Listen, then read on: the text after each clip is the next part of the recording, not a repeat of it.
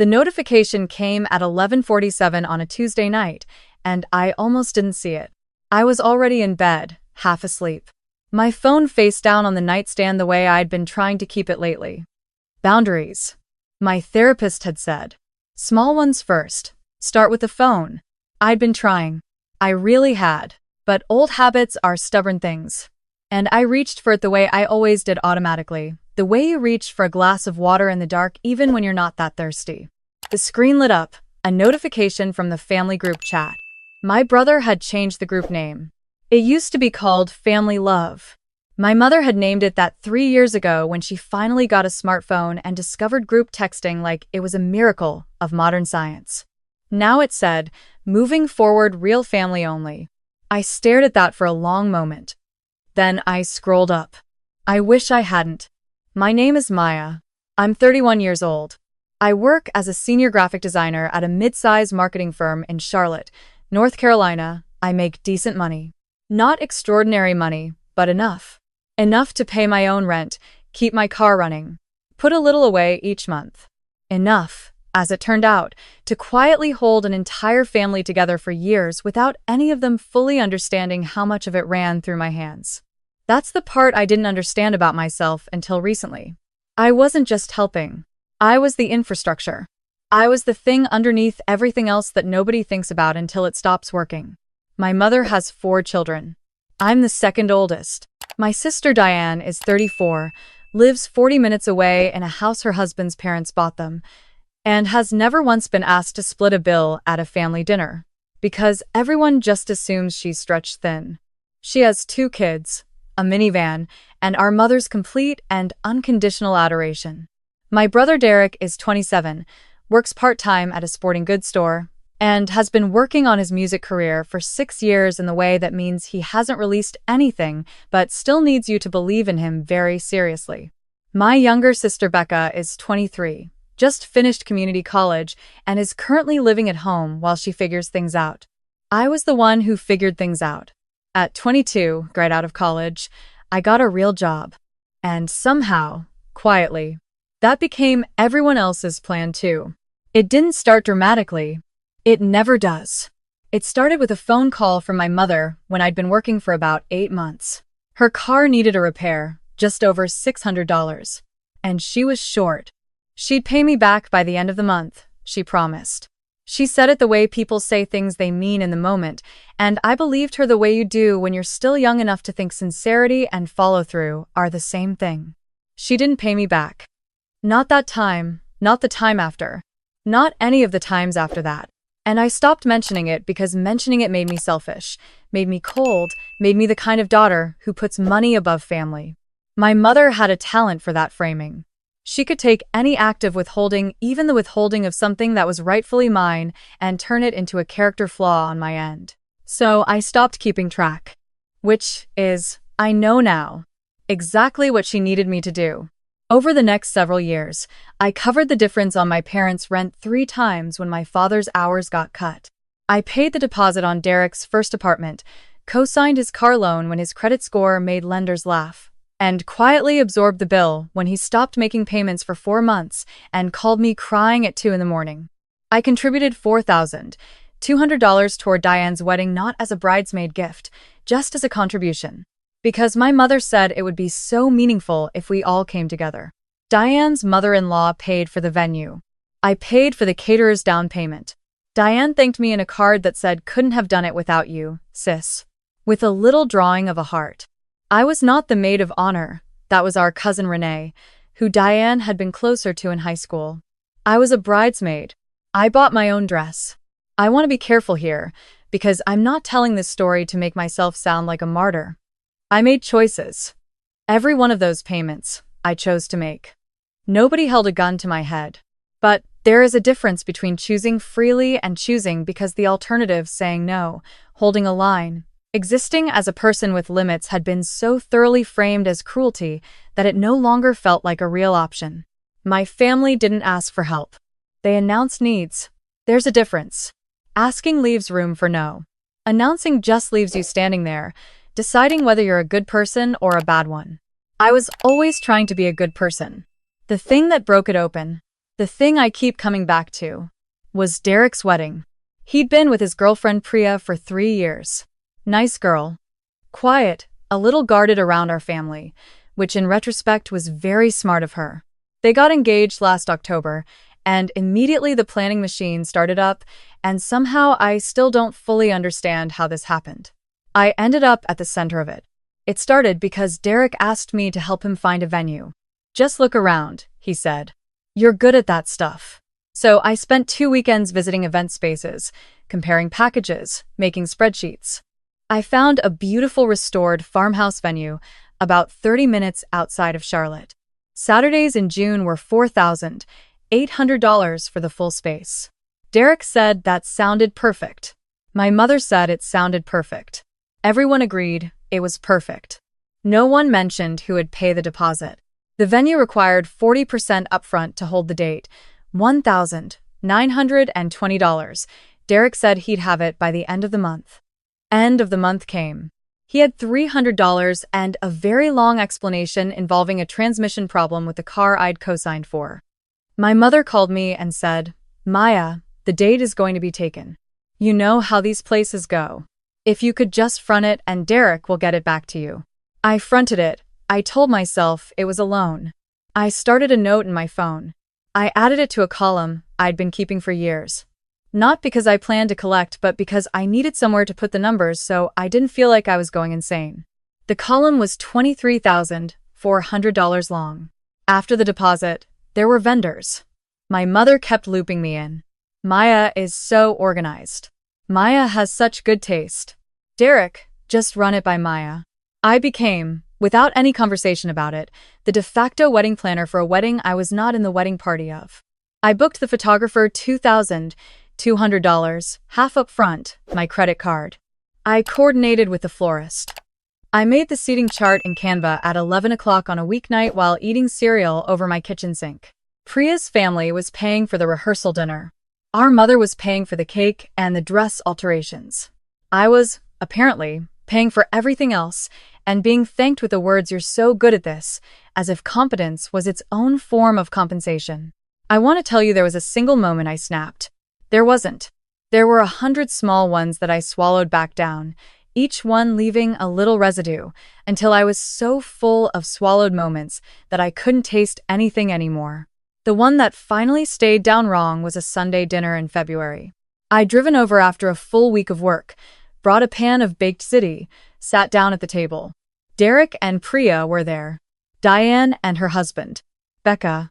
My parents. Everyone eating, talking about the wedding. My mother mentioned the caterer I'd been in talks with a local catering company, a family-owned place that did beautiful Southern food.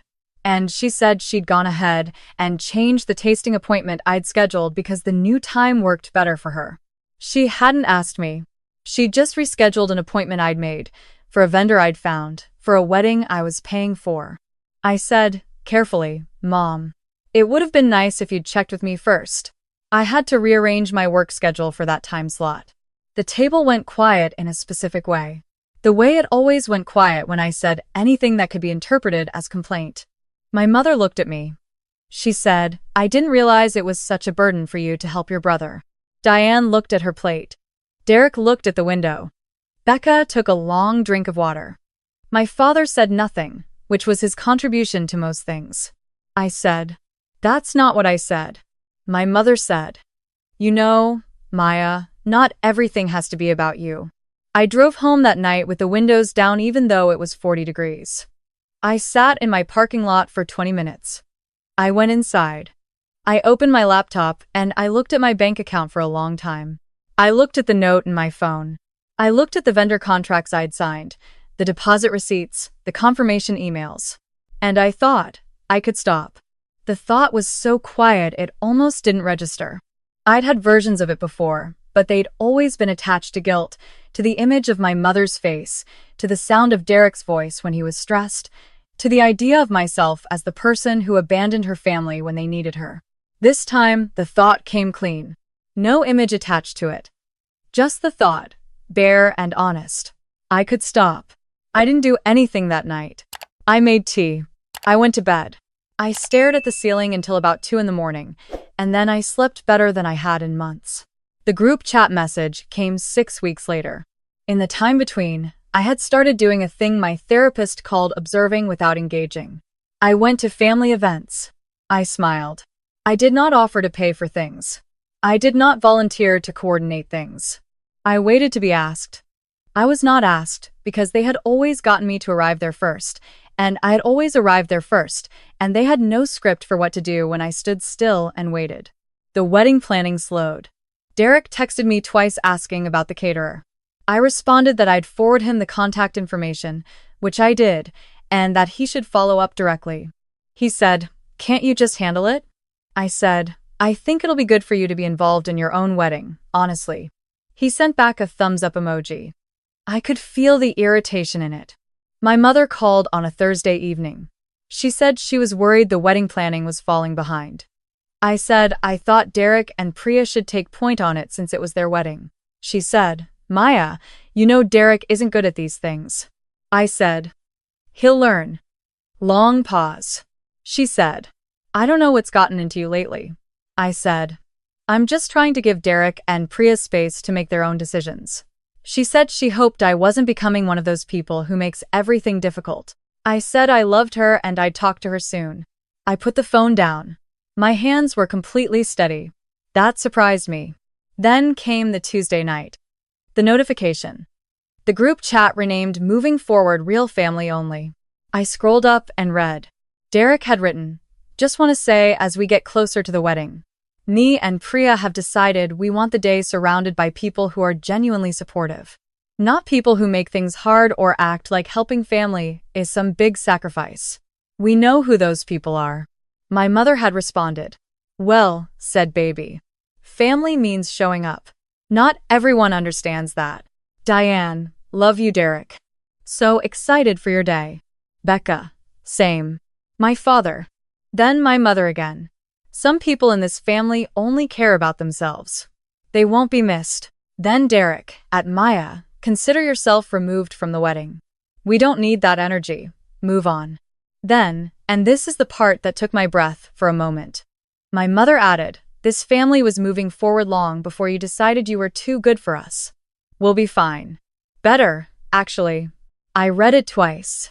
Then I put the phone face down on the nightstand. I lay there in the dark for a while.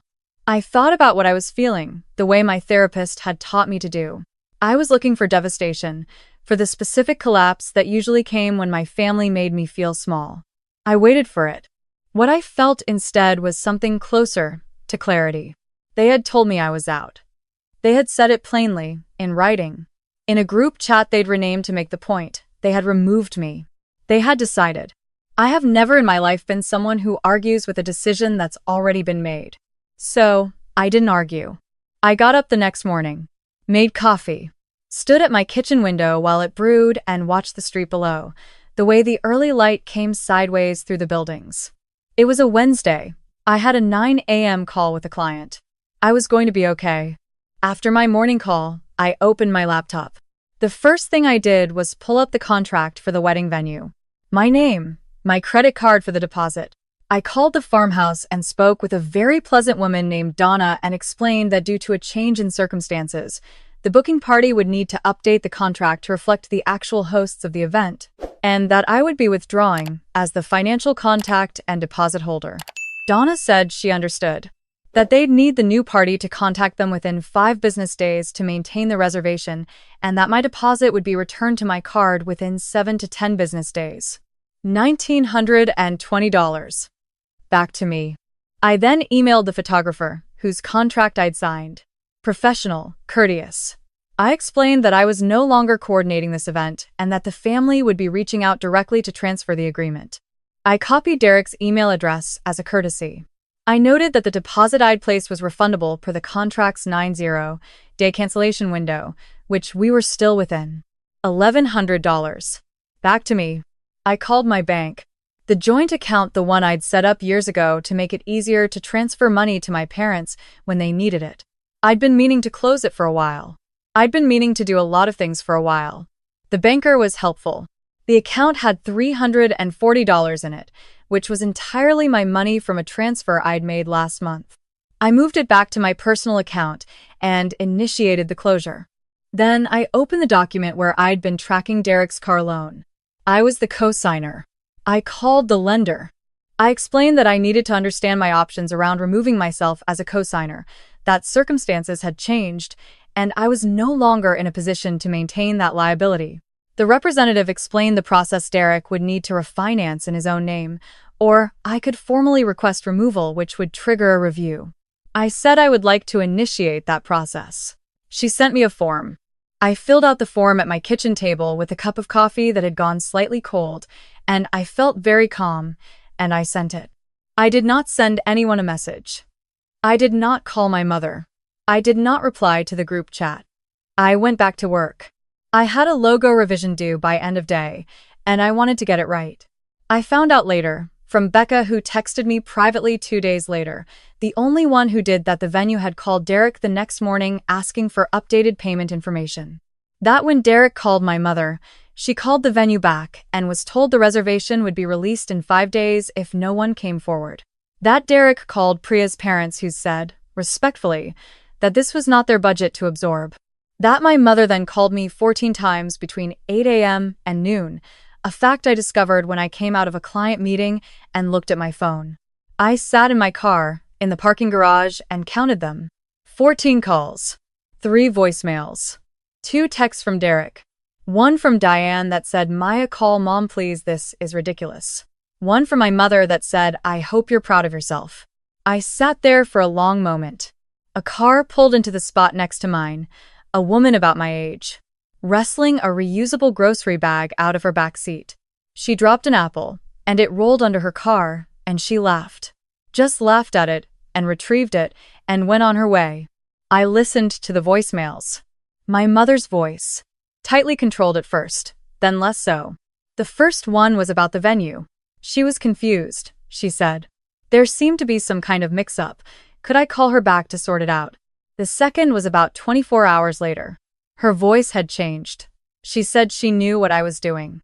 She said I was doing it to hurt them. She said she raised me better than this. She said she never thought one of her children would be so vindictive. The third one was the one that will stay with me for a while. Not because it wounded me, but because of how clearly I could hear the panic underneath it. She said, Maya, your brother's wedding is in 4 months. 4 months. Whatever you think we did, is it really worth ruining this for him? Can you really live with that? I put the phone in my bag. I thought about that question. Can you really live with that? I had lived with $23,400 in unreturned help. I had lived with a seat at the table that was always, quietly, conditional. I had lived with the understanding that my value to my family was primarily financial and logistical, and that the warmth I received was calibrated to how much I'd contributed recently. I had lived with being quietly removed from a group chat by the people I had bent my life toward, told I was not real family, told I would not be missed. I had been living with things for a very long time. The question wasn't whether I could live with my decision. The question was why it had taken me this long to make it. I called Becca that evening. She was the one who'd reached out, and she deserved a real conversation. She's the youngest, and out of everyone, she'd always been the most clear-eyed about the family dynamics, maybe because she'd watched all of it from the position of the youngest child who got to observe. She said, Are you okay? I said I was. I meant it. She said, Mom is really upset. I said I understood that. She was quiet for a moment. Then she said, Did they really not pay you back? Like, all of it? I thought about the note in my phone. I said, Most of it, no. She was quiet again. Then, I'm sorry, Maya. I didn't realize how much. I told her it wasn't her job to realize. I told her I didn't blame her, or Diane, or even Derek entirely. Not really, not in the way that requires ongoing anger. I told her the honest thing, that I had taught my family how to treat me by never once requiring anything different. That's not me being hard on myself. That's just the truth. Systems only continue when everyone keeps playing their part, and I had played mine faithfully for almost a decade. Becca asked if I was coming to the wedding.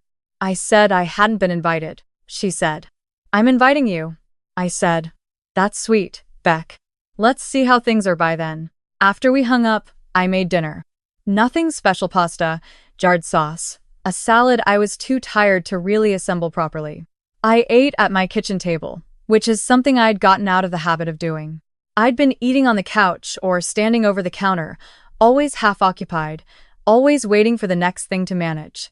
I sat at the table. I ate. The apartment was quiet. At some point my phone buzzed and I looked at it and it was Derek. A long message. It started with "You've really shown your true colors," and I read about 2 sentences before I put it down. There was nothing in it I needed. There was no sentence in there that was going to give me something I didn't already have. A week passed. Then 2. I heard from my mother once more, a text this time, more controlled. The earlier panic having settled into something colder. She said she hoped I'd had time to reflect. She said the door was open when I was ready to apologize. She said the family had come together and figured things out, and the wedding would be beautiful with or without me. She said she hoped I found whatever it was I was looking for. I read it twice, the way I always read things twice when I'm deciding how to feel about them. Then I typed, "I'm glad you've got it all sorted. I love you, Mom." I put the phone down. There were no more calls after that. Not immediately. The silence had a texture to it that I kept waiting to feel bad about, and I kept not feeling bad, and eventually I stopped waiting. 3 weeks after everything, I went to a farmer's market 2 blocks from my apartment. It was a Saturday morning, early, the kind of day where the light is still soft and the air hasn't gotten heavy yet. I wandered through the stalls mostly just to be outside, to be among people who had no idea about any of this. There was a woman selling potted herbs and small plants near the end of the row. I stopped at her table without planning to. There was a little pot of lavender, and next to it, a tiny rosemary plant shaped like a small tree, maybe 8 inches tall, perfectly trimmed into a cone. It cost $4. I stood there, looking at it for longer than made sense. The woman asked if I wanted to smell it, and I leaned in and I did, and it smelled like every kitchen I'd ever wanted for myself, like something that required nothing from me except water and a little light. I bought it. I carried it home in the crook of my arm. I put it on my windowsill, the one that gets the afternoon sun, the one where I'd sometimes stood with my morning coffee and looked out at the street. I stood back and looked at it for a while. This small, unnecessary, completely mine thing. I thought about the version of myself who would have spent that Saturday morning on the phone with a caterer, negotiating a detail for someone else's wedding. I thought about the version of myself who would have checked the family group chat before checking anything else, who would have woken up already calculating what was needed from her, already subtracting. I don't know if what I feel now is healed. I don't think that's quite the right word. Or maybe it's the right word, but the wrong timeline. Healing takes longer than a few weeks, longer than a good decision or 2. But I know something has shifted, something structural, something in the foundation. I know what I was. I know what I cost myself. I know that love is not the same thing as utility, and that people who cannot tell the difference between the two don't get to keep both indefinitely. My family is moving forward. That's what the group chat said. Moving forward, real family only. I find that I'm moving forward too. The rosemary is doing beautifully. By the way, I trimmed it a little yesterday. It's putting out new growth along the edges. These tiny pale green shoots that are soft to the touch. It doesn't need much. It just needs what I actually have to give. That turns out to be enough.